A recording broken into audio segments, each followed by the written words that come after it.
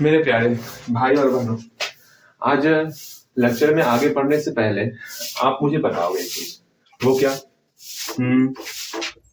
1021 से 1203 इसके बीच में कितना होल नंबर है? सोचो, इसके बीच में कितना पूर्ण संख्या है, इसके बारे में बताना है आपको। 1021 यहाँ पर होता है ना, 1 2 3 4 5 6, कहीं पर 1021 भी आएगा, 1021। फिर जब आगे बढ़ते चलेंगे फिर कहीं ना कहीं 1203 भी आएगा।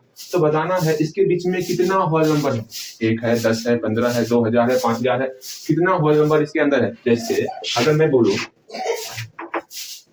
1 से लेकर के 9 के बीच में कितना होल नंबर, तो आप क्या बोलोगे? भैया रुकिए, 1 2 3 4 5 6 7 8 9 हो गया। मतलब 1 और 9 के बीच में 1 2 3 4 5 6 7 7 होल नंबर है। कैसे हम लोग निकालें? सिंपल सा, जो ये 9 है और ये 1 है, दोनों का डिफरेंस निकाल लेंगे।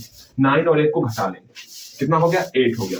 लेकिन कितना निकल रहा है? 7 निकल रहा है। टोटल 7 ना होल नंबर, तो मतलब 8 से 1 कम है। तो जो डिफरेंस निकलेगा उसमें फिर 1 घटाना भी है। इस बात को समझ लेना। मतलब भैया का बोले, समझ में कुछ ना आया। मतलब जो जिस 2 नंबर के बीच में हमको होल नंबर निकालना होगा, उस 2 नंबर का डिफरेंस कर लेंगे। समझ रहे हो? उस 2 नंबर का डिफरेंस कर लेंगे। Difference between 2 numbers, difference between 2 given number, जो नंबर दिया हुआ है उसका डिफरेंस कर लेंगे। फिर उसमें 1 घटा देना है। तो 2 नंबर के बीच का डिफरेंस क्या होगा? 9 और 1 के बीच में डिफरेंस करेंगे, कर लिए। फिर 1 घटा देना। तो 9 और 1 डिफरेंस किए, कितना हो गया? 8 हो गया। 8 में 1 घटा दिए, 7। इसका मतलब टोटल इसके बीच में 7 होल नंबर है। अच्छा जी, तो यहाँ बता रहा है 1021 और 1203 इसके बीच में कितना होल नंबर है। भैया सेम वही फंडा करना है। क्या करना है? जो 2 नंबर हमको दिया हुआ है 1021 और 1203, जो 2 नंबर दिया हुआ है, उस 2 नंबर को आपस में डिफरेंस करेंगे। तो 1203 माइनस 1021, हाँ जी, डिफरेंस करने के बाद उसमें 1 घटा देंगे तो हमको ये पता चल जाएगा कि बीच में कितना होल नंबर है। अब 1203 और 1021 को आपस में घटाओ, देखो क्या होता है। 1203 और 1021 इस दोनों को आपस में घटाएंगे तो भैया जी क्या हो जाएगा? 182। अब इस 182 में फिर 1 घटाना है तो कितना होगा? 181। इसका मतलब इस दोनों के बीच में 181 होल नंबर है। मतलब इसके बाद जो हम लोग आगे बढ़ेंगे 1022, 1023 इस तरह बढ़ते हुए इसके अंदर 1 2 3 करते करते 181 नंबर इसके बीच में आएगा। समझ रहे हो कितना आसान था? एक क्वेश्चन आप बनाओगे 785 और 1503 के बीच में कितनी पूर्ण संख्याएं हैं। मतलब how many whole numbers between 785 and 1503, मतलब 785 और 1503 के बीच में कितना होल नंबर है, ये आपको बताना है। सेम इसी मेथड से बताना है, कहीं कोई समस्या ही नहीं। चलो जल्दी से बना, कैसे बनेगा वो समझो।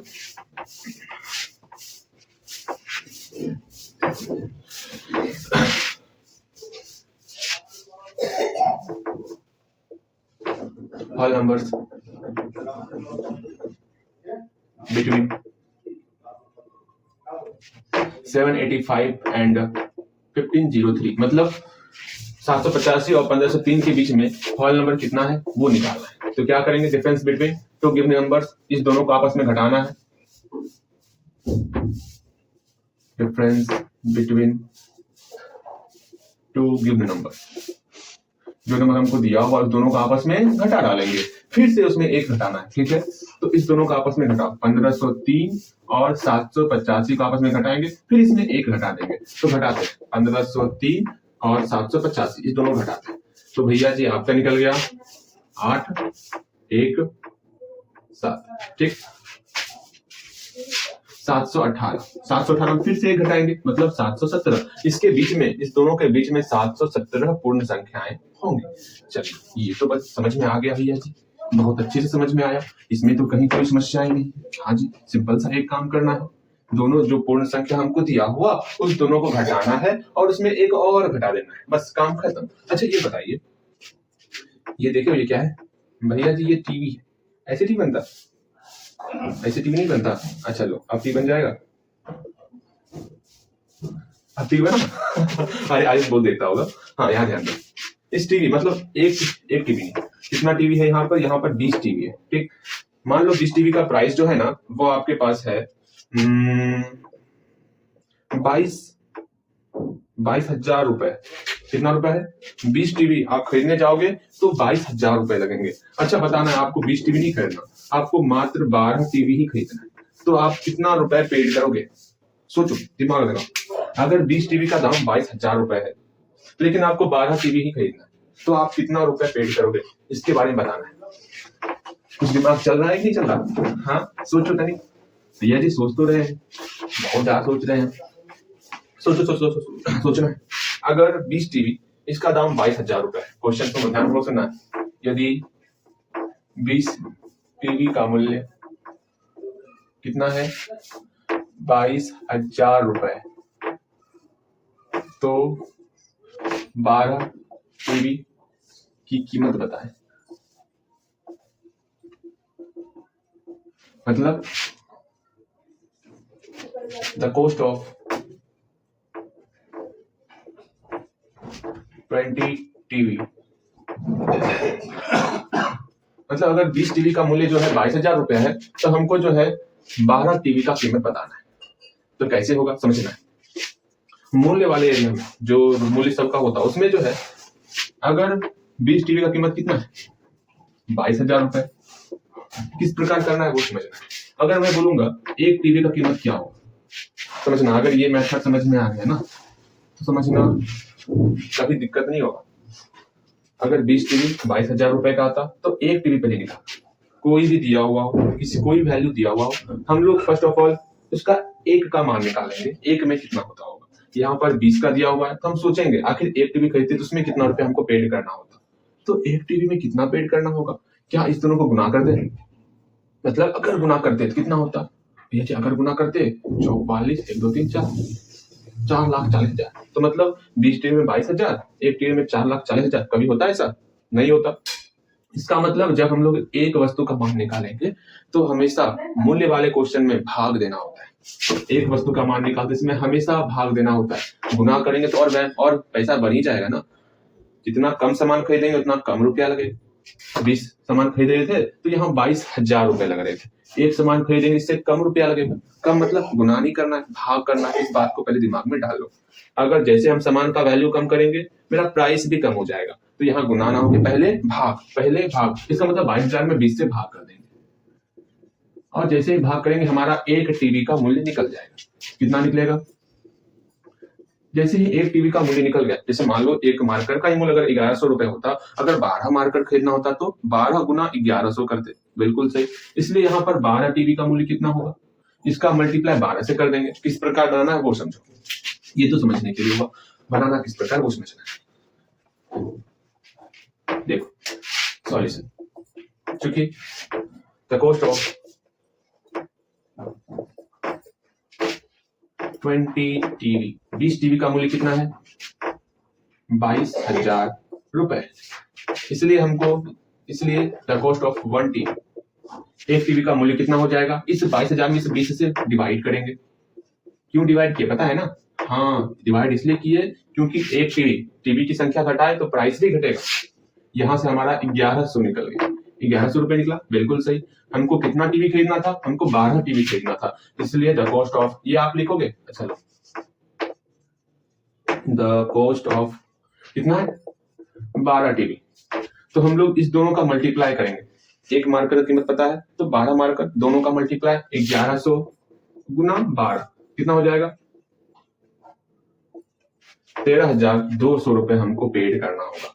ठीक है, बातें समझ में आई? एक क्वेश्चन आप बनाओगे,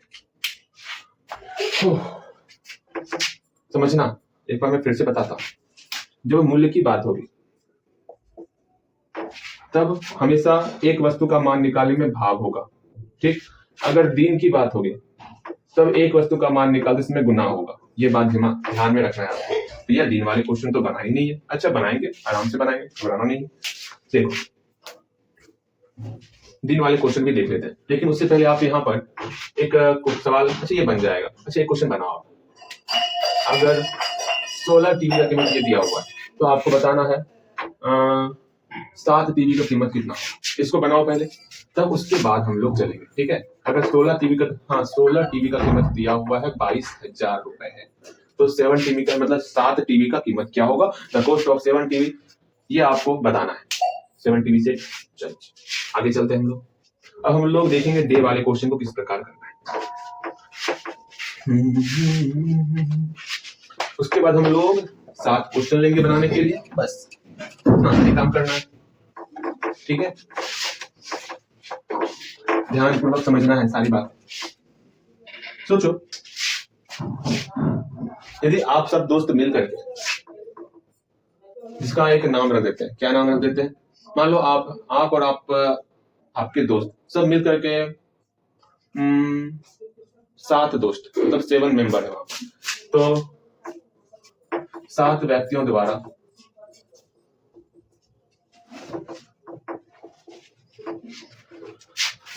कोई काम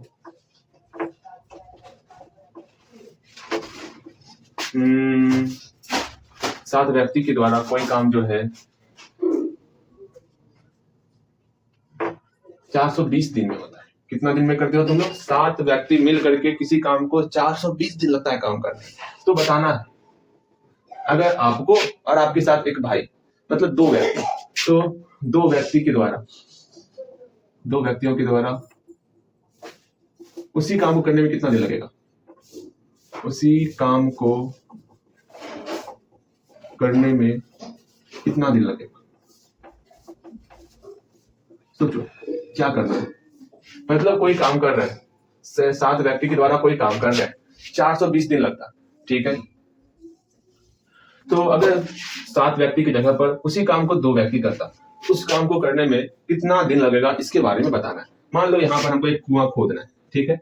हाँ भैया जी, इसमें जो है डेली जो है 7 मेंबर मिल करके इस पे काम करते, तो इसको ये काम करने में 420 दिन लगेगा।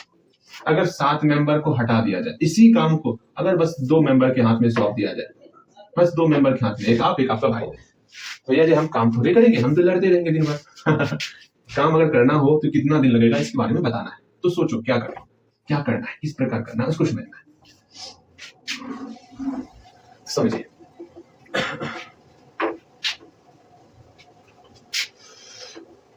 सात व्यक्ति के द्वारा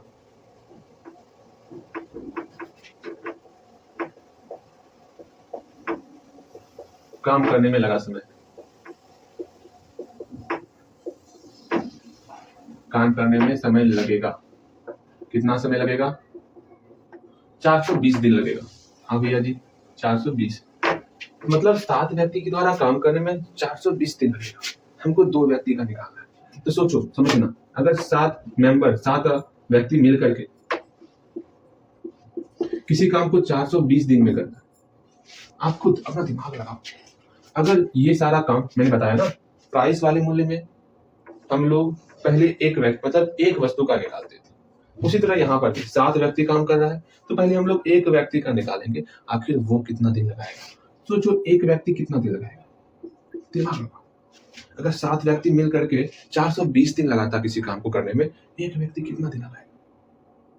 भैया जी इस दोनों, जैसे वहां पर हम भाग किए थे भाग, तो भैया क्या यहाँ पर भी भाग कर दे? 420 भागा 7, 60 दिन।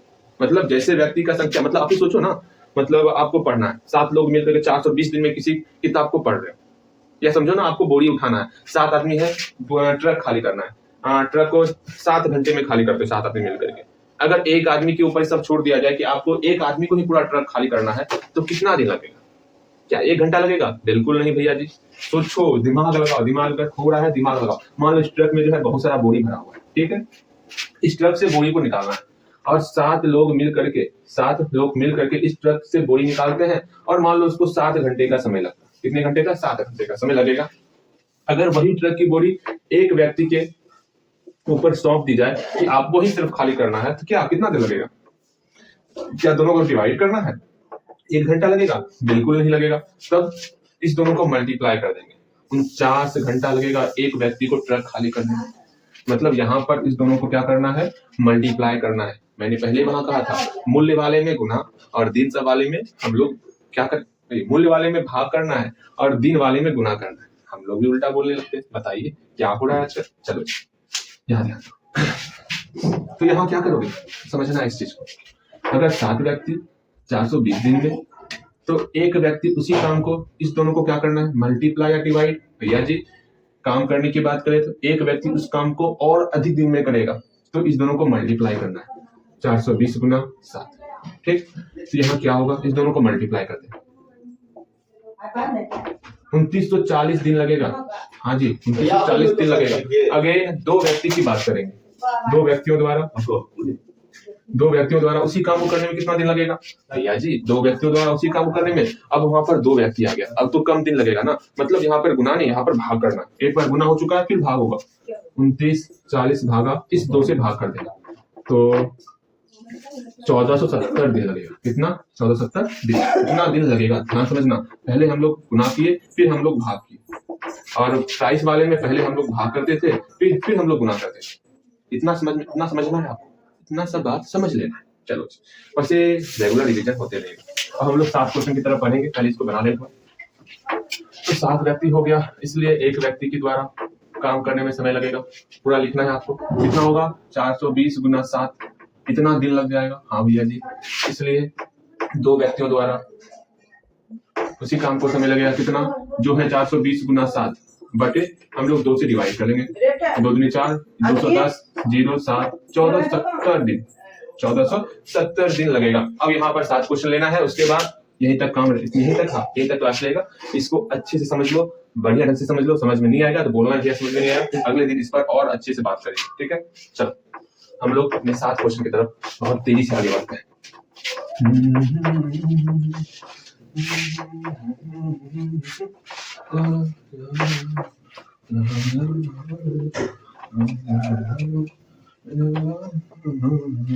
चलो आपका पहला क्वेश्चन।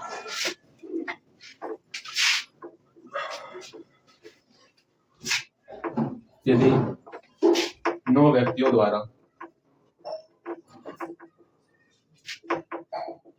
किसी काम को करने में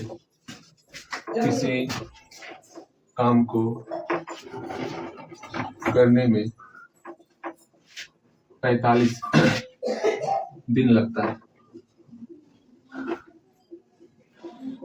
तो 4 व्यक्तियों द्वारा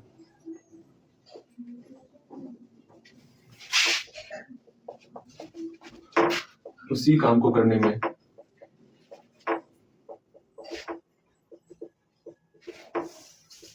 कितना दिन लगेगा?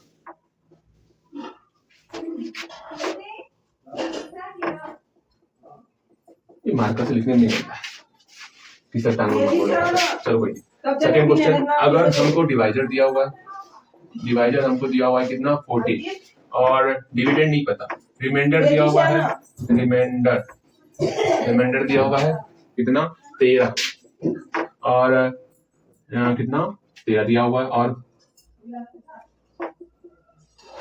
फिर आपका जो है ना डिविडेंड आपको दिया हुआ है।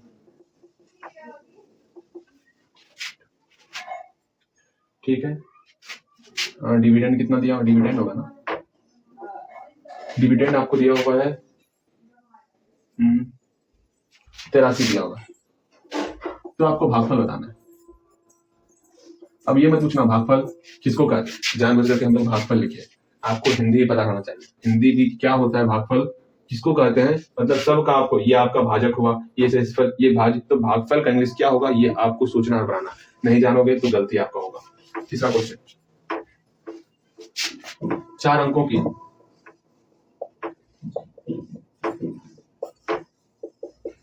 छोटी से छोटी संख्या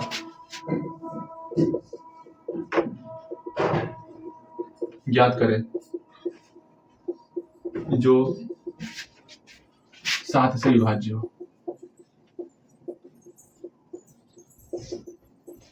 अरे क्वेश्चन कहते हैं आपको 4 अंकों की छोटी से छोटी संख्या क्या होगी? The smallest number of 4 digit. तो हमको बताना है the smallest number of 4 digit कौन सा होगा जो कि डिविजिबल हो 7 से। ठीक है, आगे चौथा क्वेश्चन। 20 मार्कर का मूल्य, ये जो marker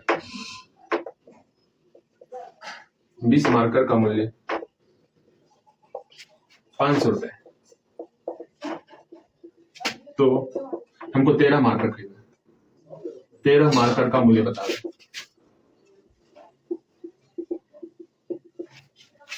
the cost of 30 marker, the cost of 13 marker क्या होगा ये बताना है आपको। ठीक है, 5वां क्वेश्चन, भाग है, बहुत प्यारा सा भाग है, ये बनाना है। फिर आपका घटाव है, ये घटाव क्या होगा। एक लास्ट क्वेश्चन, 7वां क्वेश्चन, क्या वह अंग्रेजी नहीं जानती, इसका इंग्लिश बनाना है। इतना सा काम करना है, जल्दी जल्दी बना के दिखाना है। अगर होमवर्क याद है तो भैया जी 5/7 में काम चल जाएगा। होमवर्क याद नहीं है तो 6/7 काम चलेगा आपका। ठीक, चलिए इसको बनाइए और बल्ले बल्ले कीजिए।